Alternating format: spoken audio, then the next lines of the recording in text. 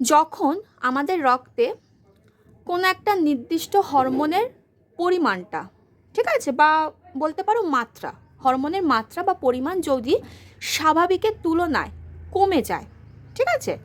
যখন আমাদের রক্তে কোনো হরমোনের মাত্রা বা পরিমাণ যদি স্বাভাবিকের তুলনায় কমে যায়, তখন সেই জিনিসটাকে ব্যালেন্স করার জন্য আমাদের যে অন্তঃক্ষরা গ্রন্থি আছে, সেই অন্তঃক্ষরার গ্রন্থির সেই হরমোনটা রিলেটেড সেই অন্তঃক্ষরা গ্রন্থির ক্ষরণটা কি হয়ে যায় না, বৃদ্ধি পেয়ে যায়, যার ফলে কি হয় না, রক্তে যে হরমোনের পরিমাণটা কমে গেছিলো সেটা আবার ব্যালেন্স হয়ে যায়। তো এই ব্যাপারটাকে বলা হয় পজিটিভ ফিডব্যাক। তার মানে পজিটিভ মানে হচ্ছে যখন কোনো জিনিস কমে যায় তো সেটাকে ব্যালেন্স করার জন্য ওই হরমোনের রিলেটেড অন্তঃক্ষরা গ্রন্থির ক্ষরণটা বৃদ্ধি পেয়ে যায়, যার ফলে কি হয় না, যে হরমোনটা কমে গেছিলো সেটা আবার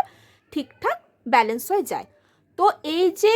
কমে যাওয়া থেকে ব্যালেন্স হয়ে যাওয়া, এই ব্যাপারটাকে বলা হয় পজিটিভ ফিডব্যাক।